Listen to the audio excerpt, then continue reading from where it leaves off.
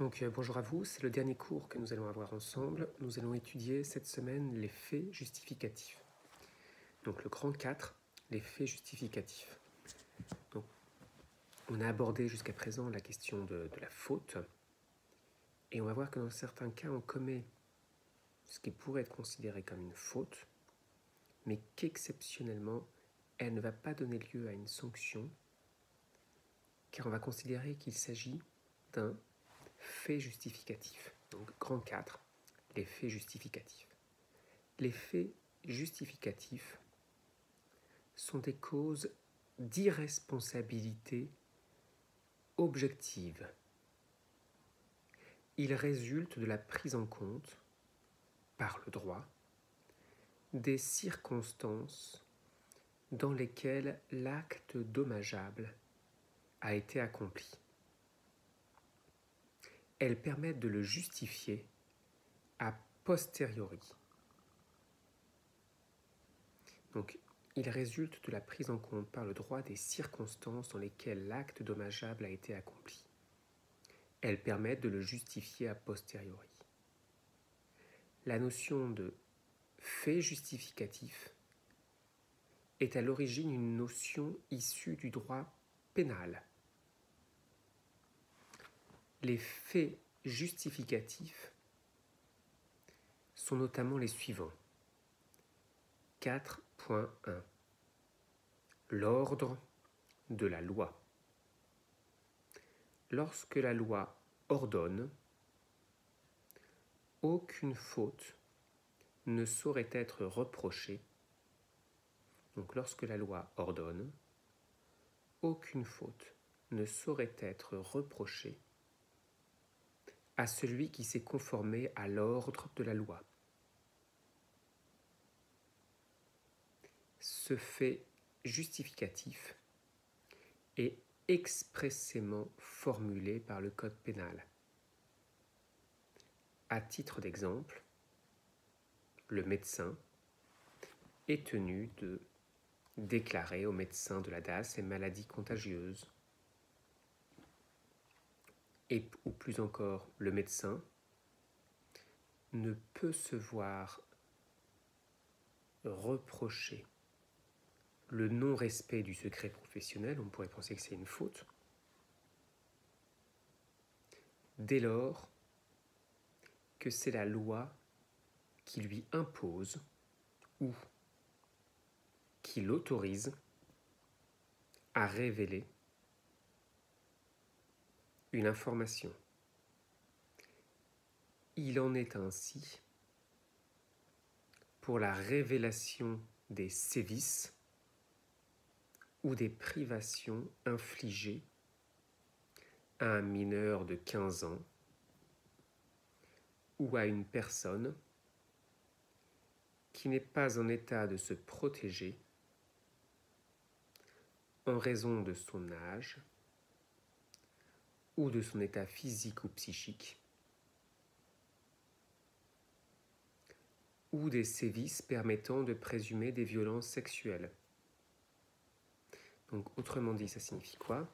Ça signifie que si vous êtes un médecin, si vous êtes informé qu'un mineur de 15 ans, donc quelqu'un qui a moins de 15 ans, ou 15 ans, ou bien encore qu'une personne qui n'est pas en état de se défendre a été victime de privation, par exemple, elle ne peut pas sortir, elle ne peut pas manger, ou de violences sexuelles, et bien même si vous avez appris cette information au cours d'un examen médical, que vous êtes tenu au secret professionnel, vous pouvez, en tant que médecin, en tant qu'infirmière, en tant que soignant, révéler cette information à une autorité administrative ou judiciaire.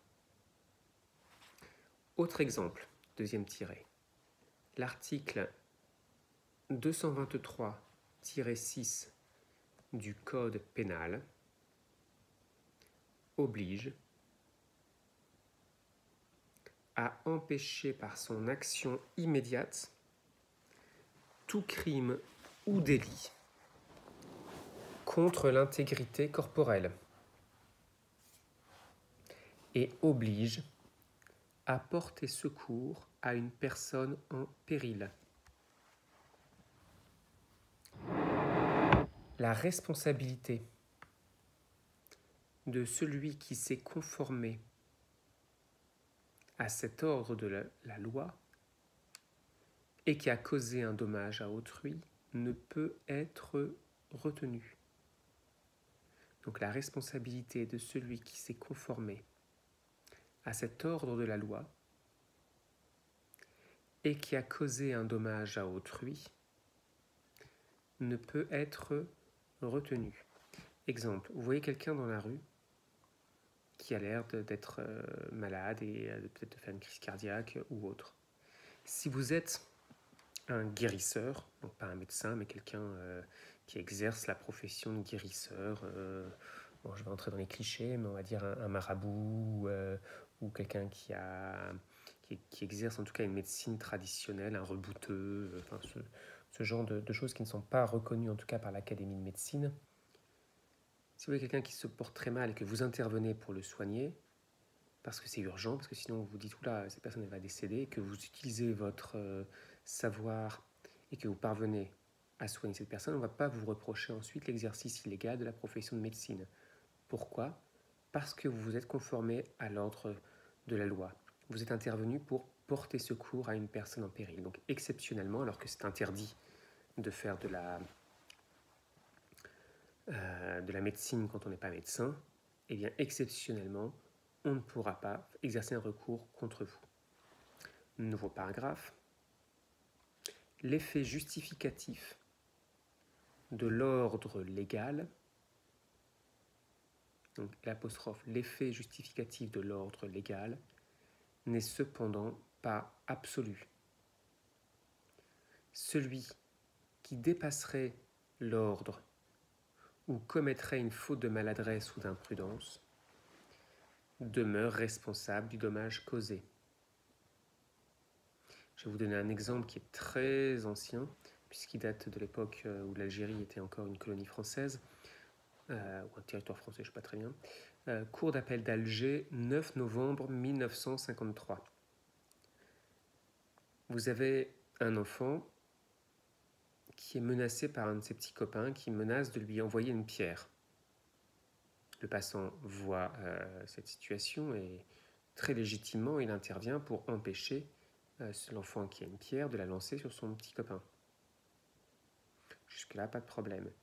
Il est bien intervenu pour protéger quelqu'un qui était menacé.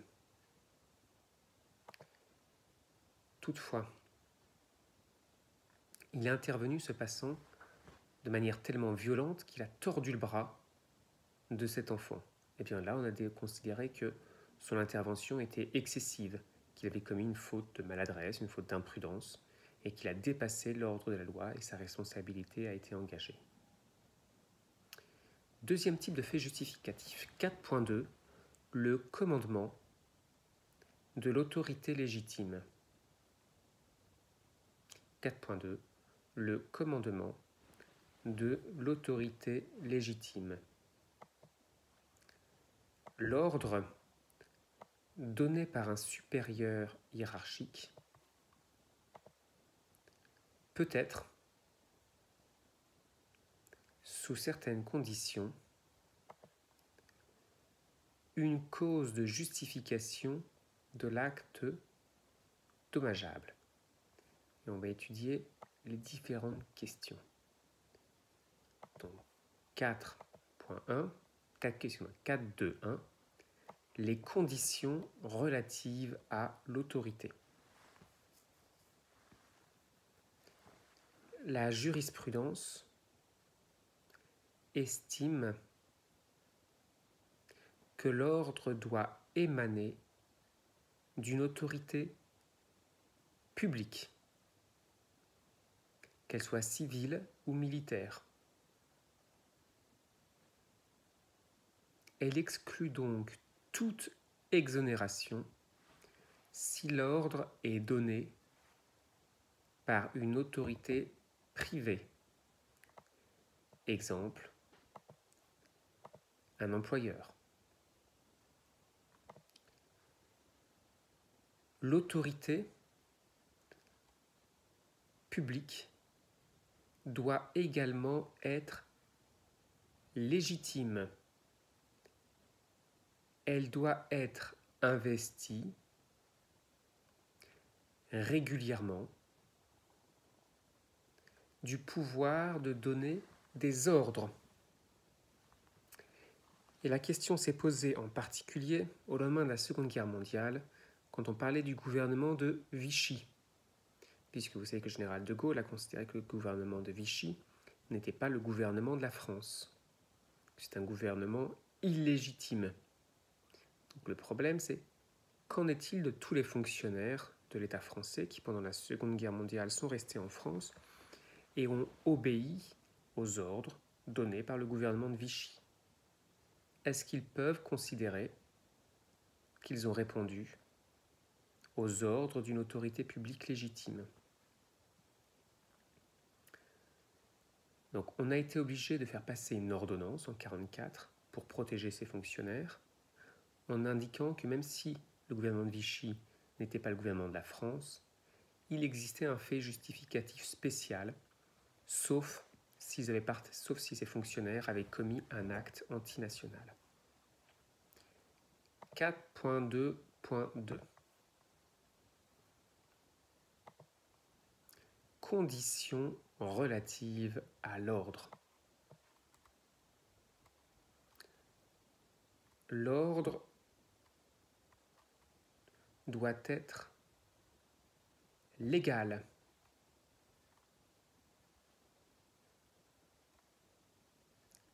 Un ordre illégal ne pourrait, en principe, pas justifier l'attitude du subordonné.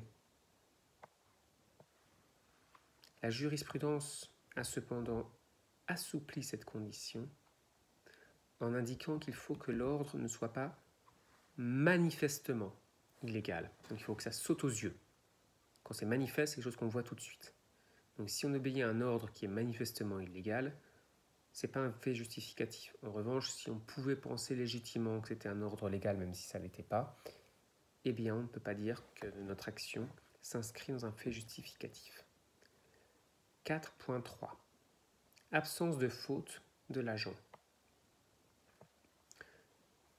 Le subordonné répond de ses fautes d'imprudence ou de maladresse dans l'exécution de l'ordre reçu. Le commandement de l'autorité légitime ne peut couvrir les excès de zèle du subordonné.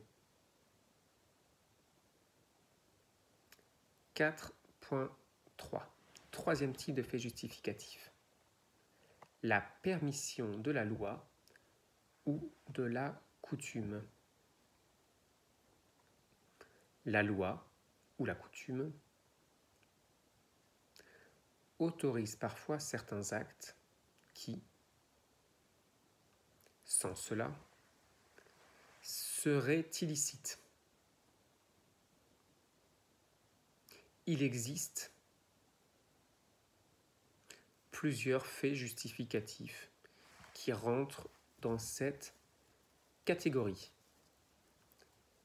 À titre d'exemple, de petits points, les débats parlementaires ne peuvent donner lieu à une action en justice pour diffamation. Donc si pendant les débats parlementaires que vous pouvez suivre sur France 3, un député ou un sénateur tient des propos diffamants à l'encontre d'une autre personne, on ne peut pas engager sa responsabilité. Il y a une liberté de parole totale pendant les débats parlementaires. Deuxième exemple, les gendarmes sont autorisés à faire usage de leurs armes dans certaines conditions pour immobiliser les véhicules dont les conducteurs n'obtempèrent pas à leur ordre d'arrêt. Donc si vous êtes gendarme, qu'une voiture refuse de s'arrêter, vous avez le droit d'utiliser votre arme. Troisième type d'exemple, les membres des professions médicales bénéficient d'une autorisation coutumière de porter atteinte dans un but curatif à l'intégrité physique de leurs patients, sous réserve toutefois que cette atteinte soit médicalement nécessaire. Donc si un médecin doit par exemple, ou un dentiste doit vous arracher une dent, eh bien il peut porter atteinte à votre intégrité physique. En principe, personne n'a le droit de vous arracher une dent. Si un dentiste le fait, on ne va pas le lui reprocher. Si on veut un médecin vous enlève un morceau de peau pour une raison X ou Y, ou enfin, ce que vous voulez, c'est pas trop mon truc la médecine, s'il le fait dans un but curatif, vous n'allez pas lui reprocher une atteinte à votre intégrité physique. Troisième tiret, ou quatrième peut-être, la pratique de sport et de jeux qui peuvent impliquer une violence physique justifie que des coups soient donnés entre les participants. Si vous jouez au rugby, bien vous savez que vous pouvez vous prendre un bon plaquage et ça peut vous faire mal. Nouveau paragraphe. Si un événement ou un acte est qualifié de fait justificatif, la responsabilité de l'auteur de ce fait ne va pas pouvoir être engagée pour les dommages causés dans l'exercice de ce droit. Donc si vous avez plaqué quelqu'un et que vous lui avez peut-être tordu la cheville, ou taclé au football et vous avez tordu la cheville d'un de vos camarades, vous ne pourrez pas engager sa responsabilité. C'est un fait justificatif. Par permission, par coutume, on considère qu'au football, bah oui, on peut faire un tacle, que ça peut faire un petit peu mal, malheureusement. Bien évidemment, la limite, c'est l'abus. Si vous faites du football uniquement pour tacler et casser les chevilles de vos camarades, ça ne marchera plus. 4.4. La légitime défense. La légitime défense est un fait justificatif qui est expressément prévu par le Code pénal. Ce fait justificatif fonctionne également, peut également être invoqué plutôt. Ce fait justificatif peut également être invoqué en matière civile. Donc 4.4.1. Conditions relatives à l'agression. L'agression doit être actuelle et injuste. Donc, deux petits points, premier tiret, l'imminence de l'agression se mesure à la réalité du danger. Son appréciation rétrospective est cependant délicate.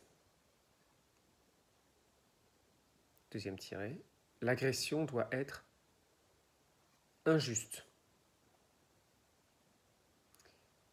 Une agression justifiée ne légitime pas la riposte.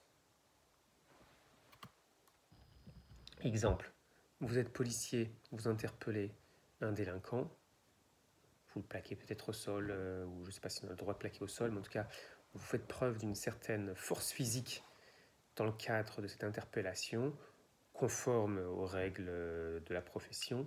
Si la personne réplique en vous donnant un coup, elle ne va pas pouvoir dire « j'étais en état de légitime défense car j'ai fait l'objet d'une agression injuste ». Non. Si on vous a arrêté parce que vous étiez en état d'infraction, eh bien, celle-ci, vous ne pouvez pas bénéficier de légitime défense. 4.4.2. Conditions relative à la défense. Pour être légitime, la défense doit être nécessaire. C'est à cette condition que l'on peut admettre une dérogation au principe, selon lequel nul ne peut se faire justice à soi-même. Donc, si vous êtes en état légitime, si vous commettez un fait en état de légitime défense, il faut que ce soit la seule solution. Vous étiez agressé, vous n'avez pas d'autre moyen que faire cet acte de légitime défense. La défense doit être également mesurée, c'est-à-dire proportionnée à l'attaque. Je vous laisse évidemment apprécier ce qu'il en est. Si quelqu'un vous donne un petit coup sur la tête, vous ne répondez pas en sortant un bazooka. 4.5. Cinquième type de fait justificatif. L'état de nécessité. L'état de nécessité est la situation de la personne pour laquelle le seul moyen d'éviter un mal est d'en causer un autre de moindre gravité. Donc le cas le plus auquel on pense en général, c'est une mère qui n'a pas d'argent et qui va voler un morceau de pain pour nourrir son fils ou sa fille. Les conditions sont les suivantes. Première condition. L'auteur du fait dommageable doit être menacé par un péril réel ou qu'il imaginait raisonnablement être réel. Un danger imaginaire ne suffit pas. Le danger doit être actuel ou au moins imminent. Le danger peut menacer aussi bien l'auteur de l'acte qu'un tiers. Nouveau paragraphe. La nature du danger importe peu.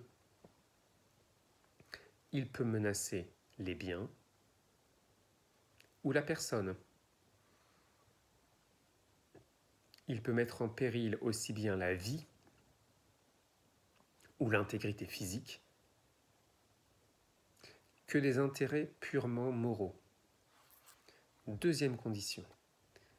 L'acte dommageable doit être nécessaire. Donc l'acte dommageable doit être nécessaire pour parer au danger qui menace. Il doit être le seul moyen, ou en tout cas le meilleur moyen, pour éviter un mal plus grand. Troisième condition. L'acte ne doit pas seulement être nécessaire, il doit également être socialement utile.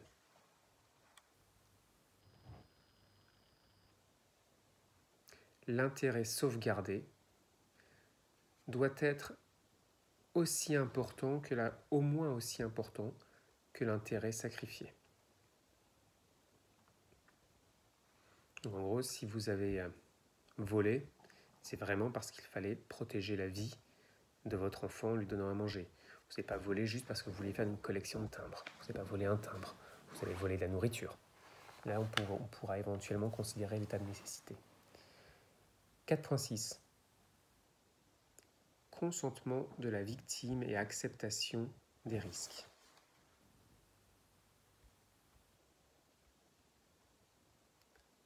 Le consentement de la victime consiste en l'acceptation ou en la sollicitation d'une atteinte volontaire a un droit ou un intérêt que la loi protège et en la renonciation au droit de demander réparation du dommage causé. Le consentement de la victime ne peut cependant justifier un dommage corporel. Donc le consentement de la victime ne peut justifier un dommage corporel. Il peut en revanche justifier un dommage à un bien matériel. Nouveau paragraphe.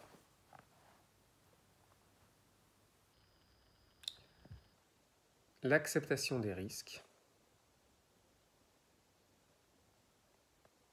consiste en une acceptation par la victime de l'éventualité d'un dommage.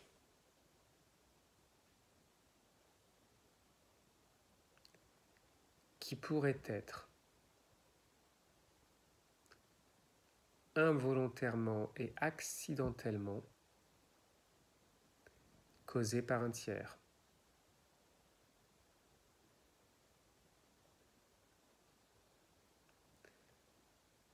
L'acceptation des risques ne constitue pas un fait justificatif exonératoire de responsabilité.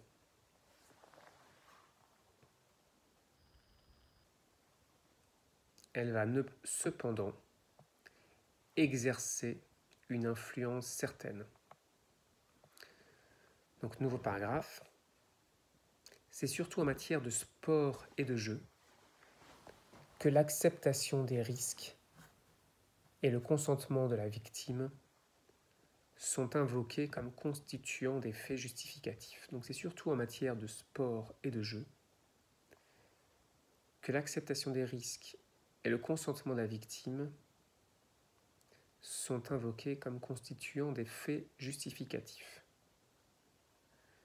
Je parle un petit peu de l'évolution. Donc, premièrement, dans un premier temps, il a été admis en jurisprudence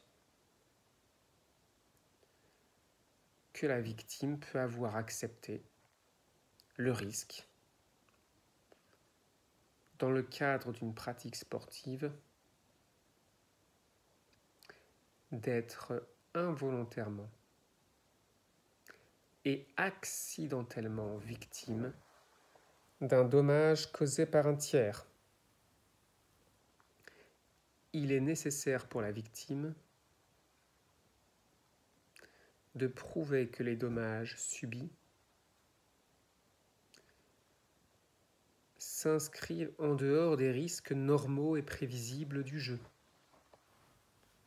Donc il est nécessaire pour la victime de prouver que les dommages subis s'inscrivent en dehors des risques normaux et prévisibles du jeu. Je vais vous donner un exemple. Il y a un certain nombre d'années, je crois que c'était en 99, à l'époque où le PSG avait encore une équipe qui était pas terrible, c'était pas encore racheté par les Qataris. Et l'OM avait une chance d'être champion de France. Période terrible pour les supporters du PSG. L'OM joue contre Nantes. Il y avait un joueur de l'OM qui s'appelait Blondeau qui blesse gravement un joueur de Nantes. Le club de Nantes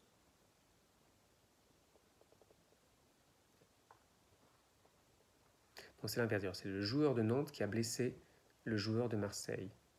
Et ensuite, Marseille a exercé une action en justice contre Nantes en demandant à être remboursé des frais médicaux, près de 29 000 €. Eh bien, l'action de l'OM a été rejetée au motif que le joueur qui était blessé avait accepté les risques. Pour précision, lors de cette même journée, le PSG avait, on dit souvent opportunément, a laissé gagner, ou en tout cas avait perdu, on ne saura jamais si c'était volontaire ou pas, mais en tout cas Bordeaux avait battu Paris Saint-Germain lors de la dernière journée du championnat. Et ça avait permis à Bordeaux d'être champion de France. Et ça avait évité au PSG de voir Marseille devenir champion de France. Donc c'est un des matchs polémiques de cette période. Deuxième exemple. Un homme est à cheval et il se blesse alors qu'il est dans une manade. Je ne sais pas ce que c'était qu'une manade. Une manade, c'est une zone, un territoire, où les taureaux sont libres, sont sauvages finalement. Et l'un des taureaux a fait peur au cheval de cet homme. Le cheval s'est cabré et l'homme a chuté. Il a voulu ensuite engager la responsabilité de celui qui avait organisé cette promenade en cheval, ce qu'on appelle cette manade. Il a perdu. On a considéré qu'il avait accepté les risques. Il savait qu'il faisait du cheval dans un endroit où il y a des taureaux. Et bien oui, c'est un peu dangereux. Deuxièmement, la jurisprudence a ensuite évolué et facilité la mise en cause des clubs sportifs. Exemple,